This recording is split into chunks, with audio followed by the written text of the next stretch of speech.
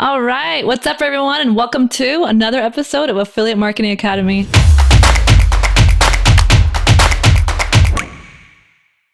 I'm your host, Olivia, and today's a little bit different because I'm not alone, if you've noticed. I'm actually here with sales and ad expert Johnson Lee, who is super well known in the industry.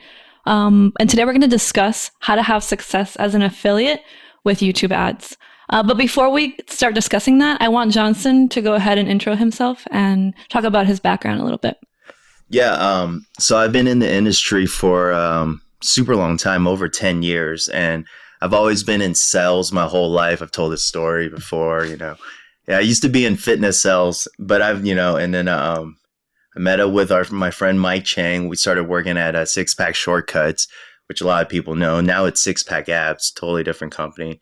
And from there I set up the phone teams there, and that's how I got started on copy with phone scripts, and then turning the phone scripts into YouTube ads, and then writing VSLs and all that stuff. Yeah, and that's the whole long story short.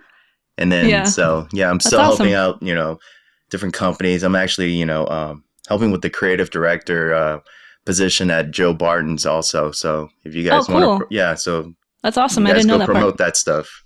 Yeah. Okay, so let's say I'm an affiliate and I've never used YouTube ads. How would you say I would start with that? Well, first of all, I'll talk about the creative process. I'm not going to go deep into hey, you got to find your ad runner, your media buyer.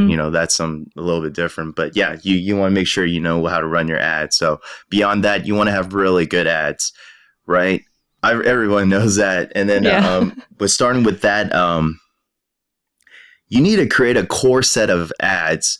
So if you're an affiliate, I would start off with something, don't go crazy spending a ton of money. You want to just be conservative. And I've always said, if you're not spending too much money on ads, you have to become more creative, and you're actually going to write better copy or whatever it is. And start off with a couple of core ads and get those tested. And once you find a winner, once you find a theme that that converts, and exploit it and dive into that one theme instead of constantly making, all these different, ideas that you haven't tested out yet.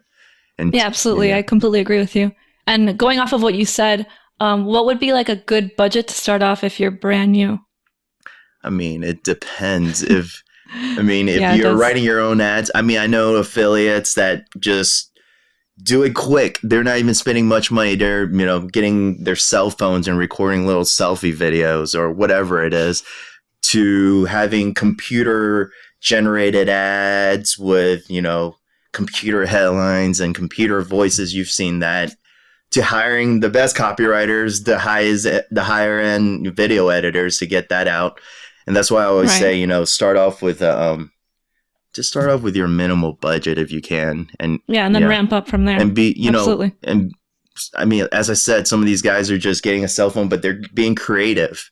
They have ways to, bypass certain, things or whatever to get their video across, making it compliant, whatever it is. And those techniques you pick up along the way. Yeah. Yeah, absolutely.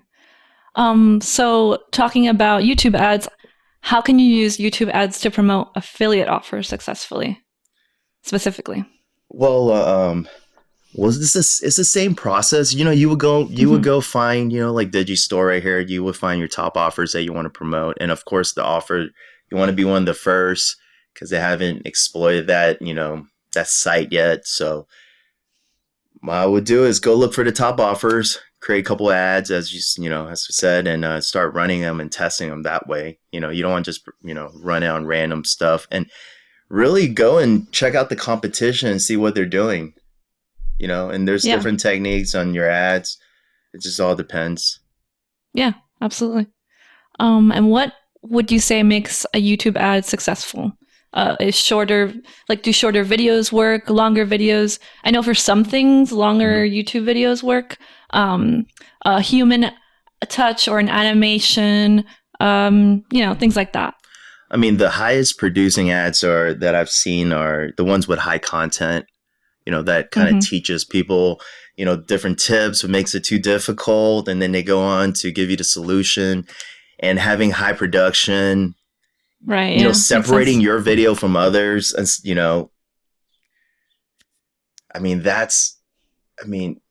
there's a lot of different layers you got to apply, like the length you got. I could tell you, hey, you need this 5-minute ad that'll perfect length that talks about the emotions, that talks about the logic, plugs in the rapid impulse sells, whatever methods you want to put in there.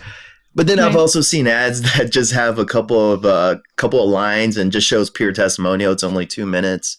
That works. So you really got to test it. That's why I'm always saying, once you got to get a little batch of ads. Once you find the one that works, make different variations, make a long variation of that. Right. Long form, short form. version of that, and you can look at the time, the 6 seconds, the 30 seconds, you can see, chat with your media buyer.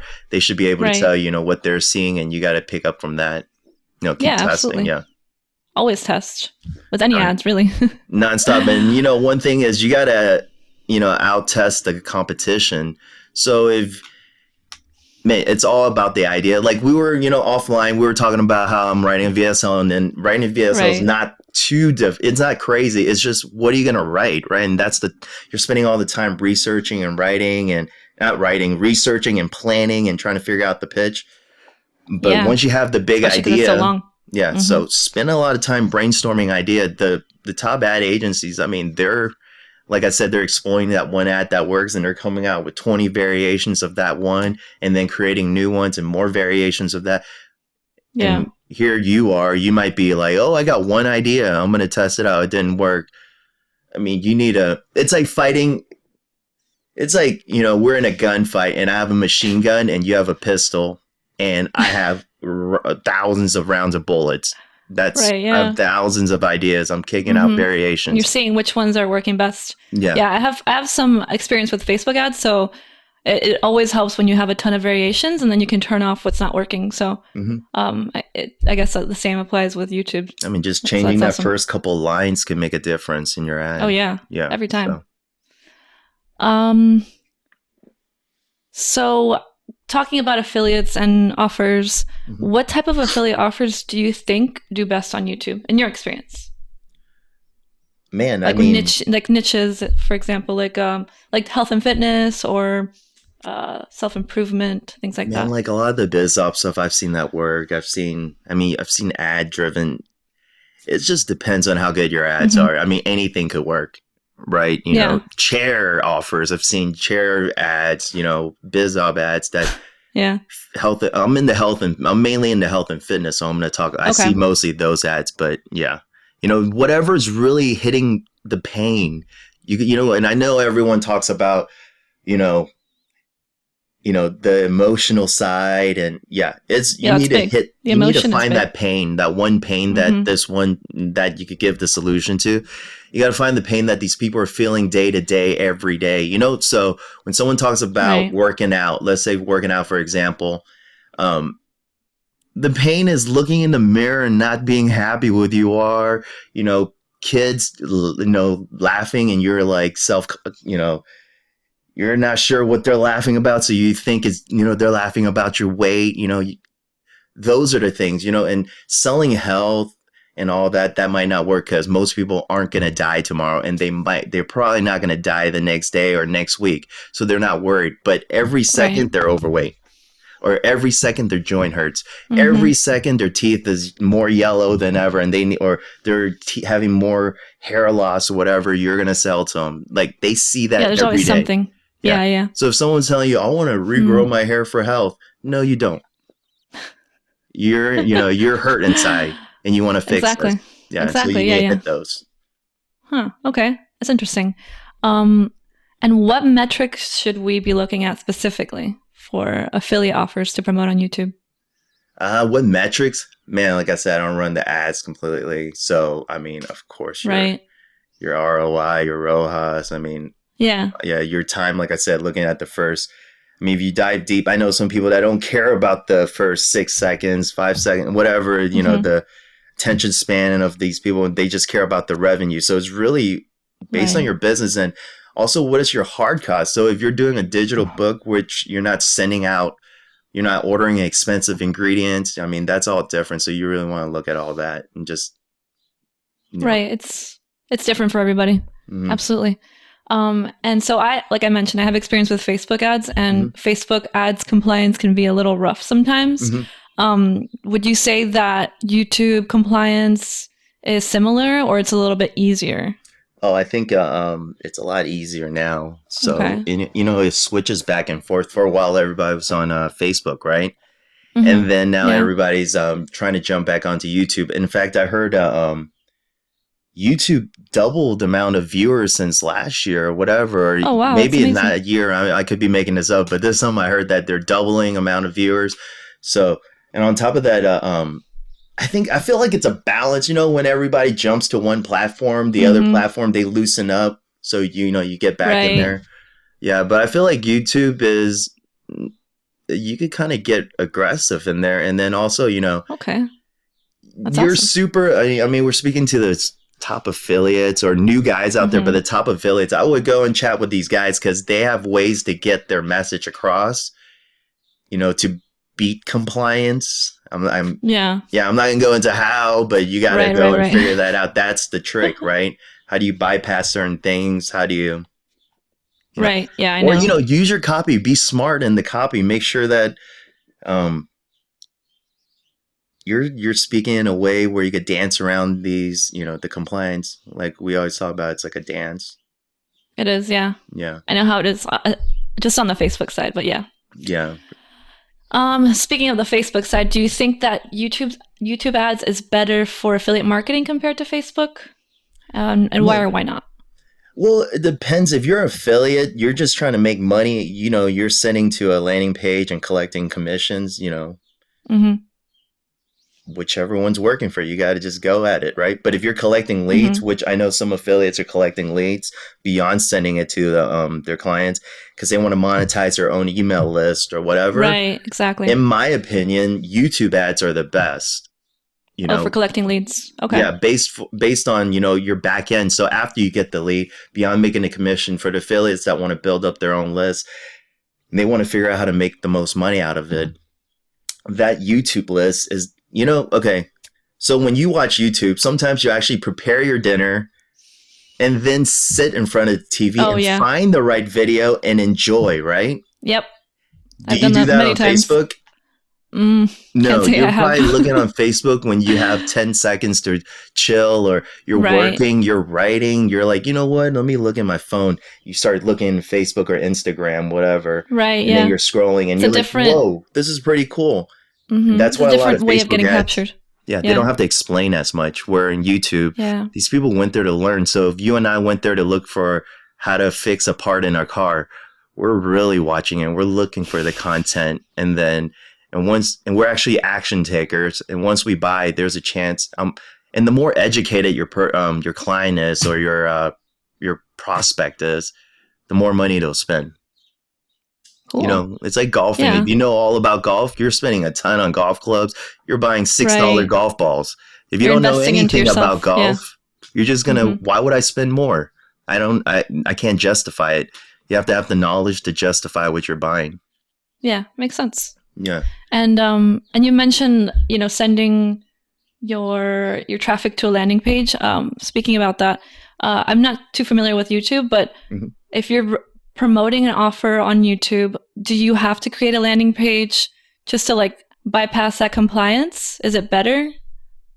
Well, you always have to have your landing page. I mean, you could also send things directly to the cart page. I mean, there's different techniques to do that. Yeah. I mean, there's also, we've even tested in the past put your VSL on the cart page, have them rewatch it but there's different ways to get by, maybe, and compliance, sometimes they only check the first page. So if you have quiz funnels, if you're sending to that, maybe that could bypass it's like a bridge page. Yeah.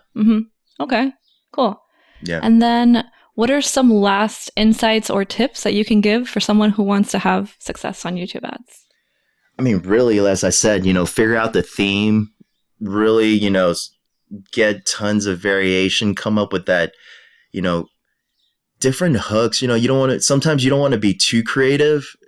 It sounds backwards, right? We're always, so I read some ads and they have crazy stuff going on, um, just outrageous hooks, right? To get people's attention. But if your hook doesn't match your copy and you can't support it, it's like, I'll use this as an example. Let's say I'm a guy, I'm out there trying to meet girls, right? And then I dress in this amazing suit. I drive this, but really it's just for show. And I'm not a nice guy. I really don't have the money. I really can't afford all this. And I meet someone and then they get to know me. And then they're like, well, this is nothing like I thought. It'll just be a wasted conversation. So the ad is, if it's too crazy, too funny, too outrageous, they will watch it. And if they're watching your ad through, I mean, now you're spending more. So you could we made this super funny video back in the day. So it was hilarious. It cost a lot too for production. We just had a lot of views but no, really low conversions. And that's when we realized, whoa, it better match, it's not just, it's got to complement. Yeah, of course. Yeah. And again, just keep testing, tons of variations. Yeah, I totally agree with that. Yeah. I'm right there with you. And one other thing, once you, don't spend that much money. Once you have an ad that works, then maybe dump some money in. Maybe go invest in a talent, instead of starting off with just, B-roll or whatever. And just have help. A voiceover. Yeah. Right. That's always important. Get a talent, get someone to speak in there. Make alternate different types of hooks, then add in effects. It's like adding the cherry on top instead of just eating cherries. You're not going to just eat cherries, Yeah, of course. That makes sense. Well, awesome. You mentioned a program that you're working on offline. Yes. If you want to talk a little bit about that just to end this off. Yeah. So I did, I'm working on it's completed. We're just making it, the pages and the videos and things and getting that done. But it just teaches you how I write my whole YouTube process, from how I brainstorm and what I do to brainstorm these ideas. A little bit different from a lot of people. And then it's called a mirror message. And we'll have the link down there that people could check later. Yeah. We'll put the link into the YouTube description. One of the and I have a template in there. And two of the interesting things I do in there is I wrote a brand new ad. I just purely made up. It's not tested. And I'm writing it along with you in the program. So you could kind of, see if you're doing it right, or, and also, the rapid fire brainstorm process of, as I talked about the themes, where are you going to draw these ideas from, how to pull these ideas from your competition, even off your current VSL, your landing page, your experience, things of that sort. And another thing is I dive a little deeper into sales. A lot of guys are trying to write, and gals are trying to write, sales copy, and they've never done sales in their life. So how does that work, right? That's learning the sales process, the mentality, make sure, the sales concepts of like making sure that how to deliver your message, how to build rapport, how to qualify, your audience. For example, I have this VSL that I wrote compared to another VSL where this other VSL has a lot more view and longer engagement, but my VSL converts higher. And I think a lot of it is because of the qualification, making sure, if this is the right thing for you, keep watching, where maybe they have non-buyers and yes, it's engaging, but they're not the buyers that are going to stay. And you're not really honed in onto that buyer. And we talk about all that in there. Oh, cool. That's awesome. I'm going to check it out for sure. But we'll link it in the description. And thank you so much, Johnson. I really appreciate your time. Yeah. I definitely learned a lot. So thank you. Cool. Thank you guys so much for joining Affiliate Marketing Academy, our first episode with an industry expert. Stay tuned for another episode with another industry expert next month. We'll be doing these every month along with our regular Affiliate Marketing Academy videos where I'm by myself talking about a specific topic. So stay tuned.